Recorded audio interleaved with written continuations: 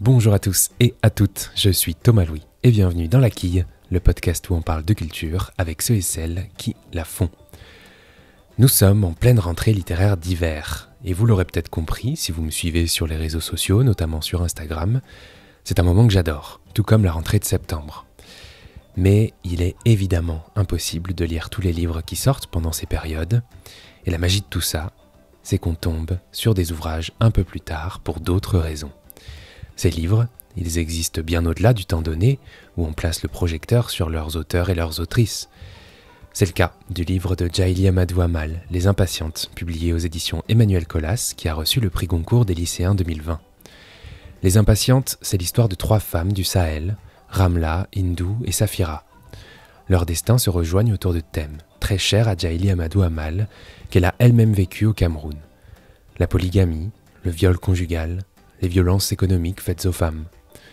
Comme un écho universel à des questions plus que jamais d'actualité, Les Impatientes nous rappellent que la littérature camerounaise fait également vivre la langue française de la plus belle des manières. Alors avec Djaïli Amadou Amal, on a parlé de l'aspect polyphonique que prend ce roman, de l'accueil qui lui a été réservé au Cameroun où elle vit toujours, ou encore de la patience, valeur clé dans la culture peul qui traverse tout le roman. Bonne écoute! Bonjour Djaïli Amadou Amal. Bonjour. Alors, Les Impatientes. Pour ce livre, vous avez reçu le prix Goncourt des lycéens, alors qui succède à Karine Thuil pour Les choses humaines, et qui donne la parole plus que jamais à la jeunesse. Quelle saveur ça a le fait que ça soit des lycéens qui vous aient décerné ce prix? Eh bien, pour un roman qui parle de la condition des femmes au Sahel, mais plus particulièrement des violences faites aux femmes, qui est quand même un sujet universel. Complètement. C'est un sujet très grave, mais que des jeunes se sentent concernés, qu'ils choisissent le roman et qu'ils en font leur lauréat. Pour moi, c'est tout simplement de l'espoir pour l'avenir. Donc, on peut avoir de l'espoir pour un monde meilleur et que des jeunes commencent à s'intéresser déjà à ces questions-là. Ouais, vous sentez une espèce de... Je sais pas, que c'est une espèce de symbole de cette volonté de changer les choses, peut-être, par exemple, de cette jeunesse? Oui, voilà, pour changer les choses, il faut une prise de conscience. Et des symboles, voilà, peut-être. c'est cette prise de conscience-là qui est là, en fait. Alors vous avez vous-même connu le mariage forcé à 17 ans, je crois. Les violences, vous avez vous-même fui. Mais ce roman, ce n'est pas une autobiographie, c'est davantage un portrait, le portrait d'un système, on pourrait dire, à travers la voix de ces femmes qui sont différentes dans une Afrique subsaharienne. Mais pour quelle raison avoir donné la place à 3 voix, à la voix de 3 femmes différentes plutôt?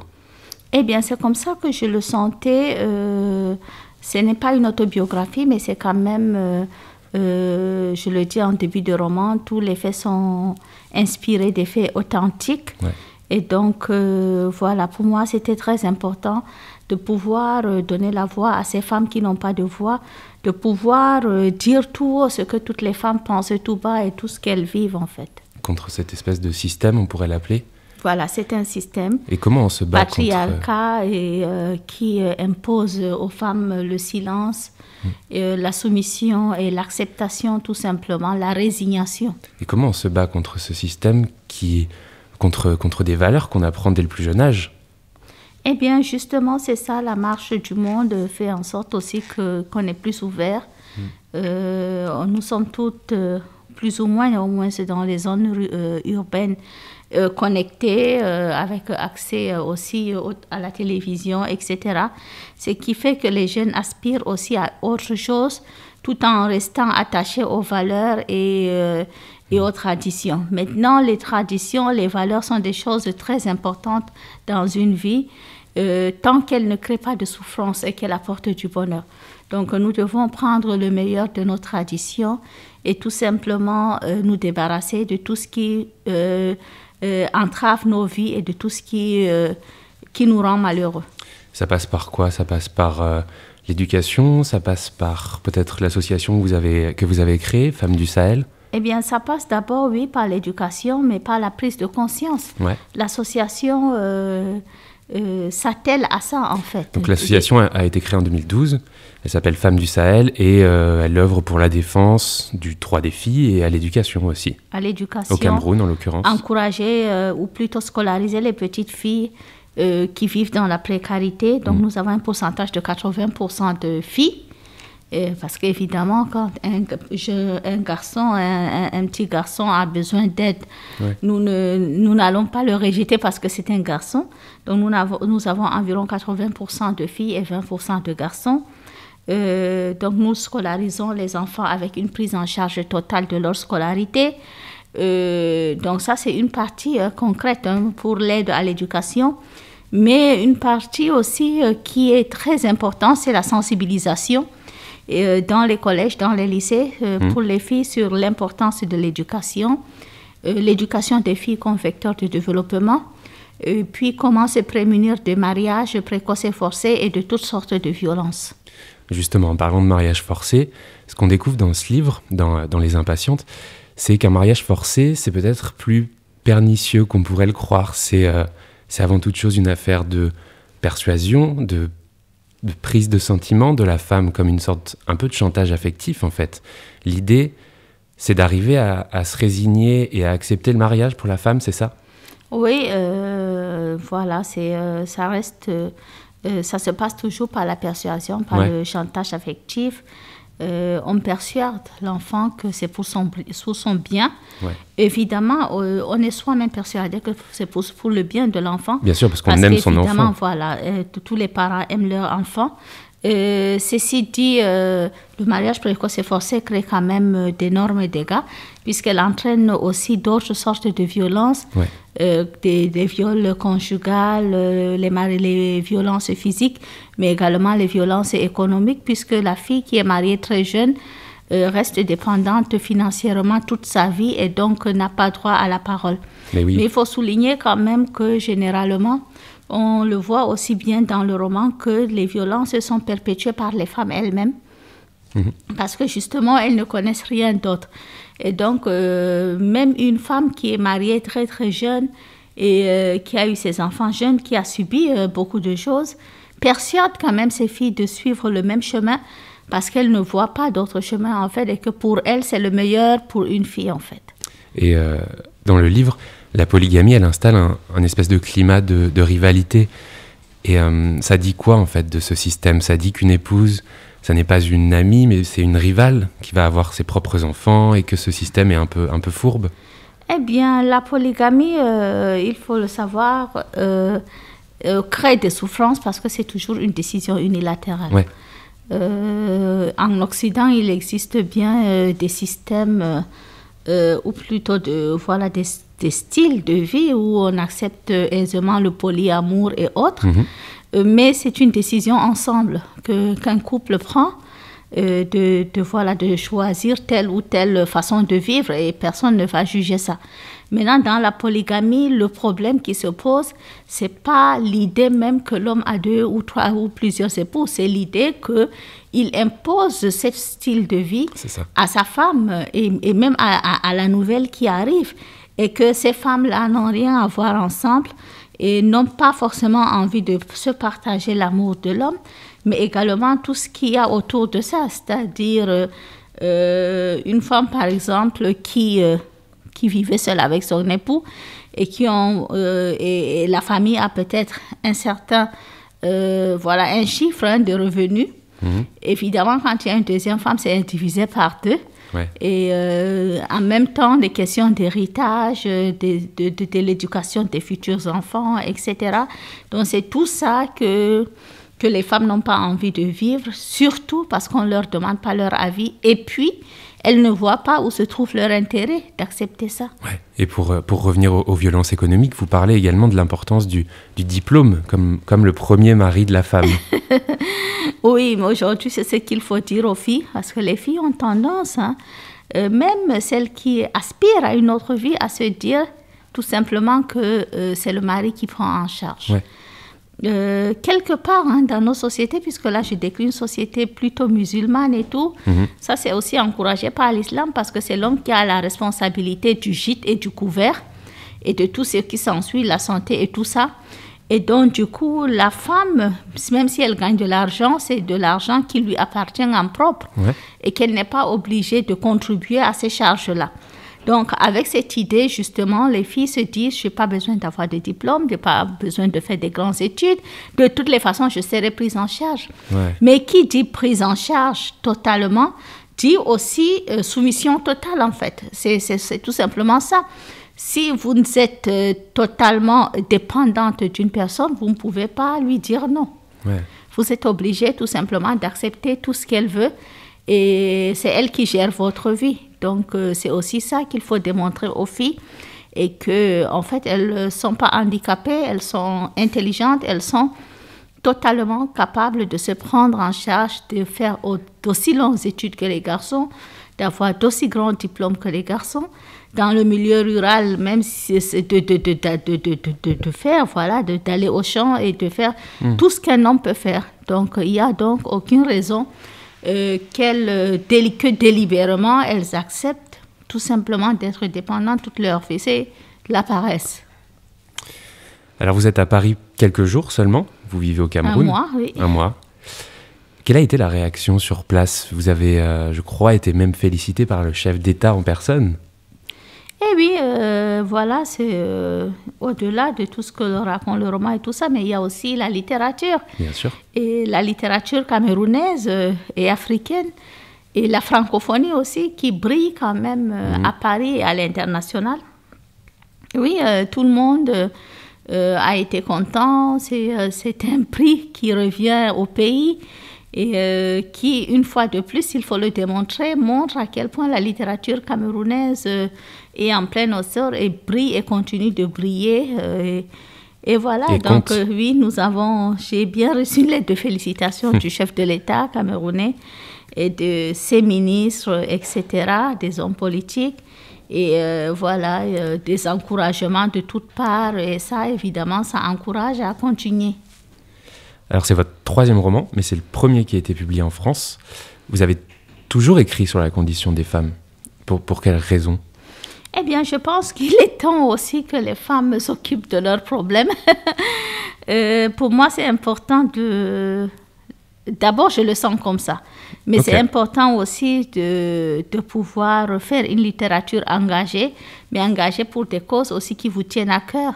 Donc, la condition des femmes me tient à cœur parce que, évidemment, j'ai subi plusieurs de ces travers. Évidemment, j'en suis très sensible. J'ai des filles. C'est pour cela que j'ai créé l'association et que je me bats aussi au quotidien pour que les choses changent et pour apporter ma modeste contribution à ce que les choses évoluent. Alors au début, ce roman, il s'appelait Mounial, les larmes de la patience. Vous l'avez retravaillé avec votre éditrice, Emmanuelle Colas. Qu'est-ce que vous avez modifié au-delà de ce titre pour j'imagine, correspondre au lectorat français, occidental, disons? Qu'est-ce que vous avez fait peut-être au-delà de ce titre? Eh bien, vous l'avez dit, c'est plus un travail sur la langue. Sur la langue? Sur la langue, mais sinon l'histoire reste la même. Ouais. Mais la langue, vous l'avez retravaillée? La langue, oui, il y a beaucoup d'expressions que nous avons retravaillées. Beaucoup, voilà, pour le rendre plus compréhensible. Beaucoup de... c'est un travail éditorial qui a été fait, tout simplement. Ouais. Et Mounial, en langue peul, ça veut dire la patience? La patience.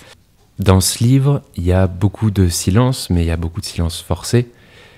Patienter, ne pas se plaindre, ce sont des injonctions. Et au début du livre, les impatientes, donc maintenant, il y a ce proverbe peul, que je cite, « La patience cuit la pierre ».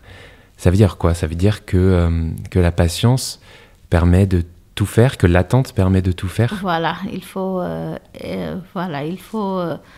se dire qu'en attendant et en patientant, on peut arriver à faire l'impossible, en fait.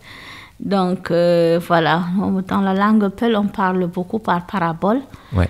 Et ça, c'est le genre de proverbe qu'on va vous citer dans n'importe quelle phrase. Mais quand on dit à une femme patiente, ce n'est pas que patience. La patience, quand elle est dite comme ça à une femme, surtout dans le cadre d'un mariage ou de problèmes de couple, ça veut dire accepte tout, soumets-toi pour le bonheur de tes enfants, le bonheur des autres. Et Voilà, donc ça devient presque un devoir. C'est une valeur en fait. D'être patiente. Bien sûr, la patience reste l'une des valeurs fondamentales de la culture peul, mais également de la culture africaine, mais également de l'islam, entre autres, même du christianisme finalement, hein, parce que quand on voit certains livres, certaines histoires de prophètes, on voit que la patience leur a toujours été, voilà. Voilà, quand les valeurs deviennent des motifs de souffrance, il faut pouvoir tout simplement dire non et devenir quelque part impatiente. Et partir peut-être, parce que ces femmes, elles ne se laissent pas faire, elles font tout pour s'en sortir. Et là, à ce moment-là, est-ce qu'on peut dire que la fuite, c'est une forme de courage, en l'occurrence ? Oui, bien sûr, c'est une forme de courage. Qu'elle refuse de se laisser définir. Quand on s'enfuit pour sauver sa peau, eh bien voilà, ça c'est le courage personnifié. La littérature et peut-être l'écriture, elle vous a aidé à quoi, vous, dans votre vie ?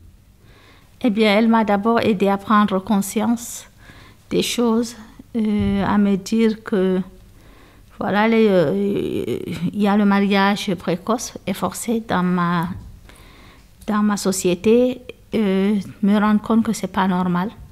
Ça s'était pas donné en fait, parce que pour toutes les autres, c'est normal. Puisqu'on ne connaît que ça, quand on ne connaît qu'une chose, eh bien, cette chose-là devient normale. En lisant, je me suis ouverte sur le monde. Je me suis vue transportée ailleurs. Vous avez lu quoi ? Mais voilà, j'ai lu tout. C'est vrai ? Pratiquement tout. Surtout à l'époque où j'étais quand même dans une petite ville et on n'avait pas forcément accès aux livres ou à tous les livres. Donc, passionnée de lecture, je lisais tout ce que je pouvais avoir. Et donc, je n'avais pas forcément de choix pour en faire. Ceci dit, j'ai été très jeune quand même attirée par la littérature africaine, surtout la littérature de l'Afrique de l'Ouest, avec des grands auteurs comme Ampateba, Cheikh Hamidou Kane, Mariama Ba, etc. Et donc, c'est tout ça qui m'a permis de prendre conscience. Et puis, la littérature m'a sauvé la vie aussi parce que quand je me suis retrouvée dans mes problèmes de femme et que j'étais dans une grande dépression, mélancolie, avec des maladies psychosomatiques et tout, j'ai pu trouver et faire ma propre thérapie par le biais de l'écriture. Donc, c'est l'écriture qui m'a permis de m'ouvrir et puis de dépasser tout ça et de m'en sortir. Et donc, voilà, je pouvais aussi, par ce même biais de l'écriture, pouvoir devenir une voix. Vous avez des habitudes d'écriture maintenant que vous en êtes à votre 3e roman ? Oui, malheureusement, pas des... Voilà, je ne sais pas si c'est des plus bonnes, mais déjà, j'ai pris l'habitude de n'écrire que la nuit. Okay. Donc, je commence à écrire généralement vers 23h minuit, jusqu'au matin. Ah oui, oui. Voilà. Pas tous les jours. Quand je suis en train d'écrire, c'est tout le temps comme ça. Ce qui fait donc que cette habitude-là, elle est un peu handicapante aussi quelque part parce qu'il ne faut rien faire le lendemain. Sinon, on est très, très fatigué. Du moins, on ne peut rien faire en matinée, peut-être à l'après-midi. Donc, ce n'est pas très commode, quelquefois. Mais vous savez pourquoi ? Et puis, j'ai aussi pris l'habitude d'écrire uniquement quand j'ai envie, quand je sens que je peux produire. Donc, il y a cette sorte d'envie de vouloir faire quelque chose et de le faire. Mais maintenant, je peux ne pas avoir envie pendant des mois. Ouais. Et donc, vous savez pourquoi vous écrivez la nuit ? Eh bien, je me sens plus inspirée. Et puis, j'ai des enfants, j'ai une vie de famille et tout. Et quand j'écris, je déteste être interrompue. Je déteste qu'on me parle. J'ai envie d'être totalement concentrée et d'être vraiment dans ce que je suis en train d'écrire. Et donc, pour ça, je me suis rendu compte que, évidemment, dans la journée, j'avais toujours quelque chose qui m'interrompait. Et donc, voilà, j'ai commencé la nuit. En plus, la nuit, j'aime la nuit parce que j'ai l'impression d'être seule au monde. Il y a ce silence, cette ambiance qui est totalement différente. Tout le monde dort. tout le monde, toute la ville est calme et on a l'impression que tout vous appartient et que vous pouvez, que la nuit vous appartient. En fait, moi, je le ressens comme ça. Et il m'arrive d'ouvrir les fenêtres ou d'aller sur la terrasse, le balcon et de regarder autour de moi et de sentir ce silence-là et ça m'inspire tout ça. Et ça fait un prix Goncourt des lycéens, tout ça. Bon, ça ne veut pas dire qu'il faut forcément écrire la nuit pour avoir un prix. Non, j'espère. Je vais vous poser une dernière question que je pose à tous mes invités, à toutes mes invitées. Est-ce que vous avez des coups de cœur culturels récents ou pas récents d'ailleurs? Récent, j'ai regardé tout à fait par hasard depuis que je suis à Paris la série Lupin et j'ai adoré. Sur Netflix, j'ai beaucoup aimé. Je crois que vous n'êtes pas la seule, j'ai l'impression. Mais voilà, mais maintenant il faut qu'il nous mette la suite parce que c'est pas possible en fait. J'ai fait tous les épisodes qu'il y a et maintenant j'attends l'autre saison. Voilà. Mais sinon, coup de cœur littéraire, j'aime beaucoup les romans historiques de Juliette Benzoni. Ok. Une étoile pour Napoléon, mais surtout la série Catherine. Ça, ce sont des livres que je lis, que je relis. Dans la littérature, j'aime beaucoup tout ce qui est sud des États-Unis, tout ce qui est Empire ottoman. Ouais. J'aime beaucoup la littérature africaine et je le disais notamment l'Afrique de l'Ouest parce qu'elle est beaucoup plus proche de ma culture. Vous avez des titres ou des auteurs à nous conseiller? Eh bien, en ce qui concerne la littérature africaine, je peux conseiller déjà de lire tous les livres de Amadou Hampâté-Bâ parce que ce sont des livres qui nous apprennent plus et puis sur la culture africaine et notamment la culture Peul. Et puis, j'aime aussi quand les livres racontent un peuple qui est un aspect ethnologique, sociologique. Okay. Ça, c'est des choses qui m'intéressent moi particulièrement. Donc, le conte initiatique Peul de Hampâté-Bâ, notamment Kaïdara, Une si longue lettre de Mariam Abba, ça reste l'un de mes romans préférés. Et puis, L'aventure ambiguë de Cheikh Hamidou Kane. Et Le monde s'effronte de Junior Achebe, ça c'est la littérature anglophone, mais qui est quand même très important. Ça fait partie des classiques africains et c'est très très important de lire les classiques pour pouvoir justement entrer dans une culture, s'en inspirer et en sortir enrichi. Ok. Eh bien, ce sont de très bons conseils qu'on va s'empresser de regarder. Ça s'appelle Les Impatientes de Djaïli Amadou Amal. C'est publié chez Emmanuel Colas. Merci beaucoup. Merci. Et bien voilà, la quille, c'est terminé pour cette semaine, mais on se retrouve la semaine prochaine avec un nouvel entretien et une nouvelle ou un nouvel invité pour parler de culture. En attendant, n'hésitez pas à suivre la quille sur les réseaux sociaux et évidemment à vous abonner au podcast. Merci beaucoup pour votre écoute et à la semaine prochaine.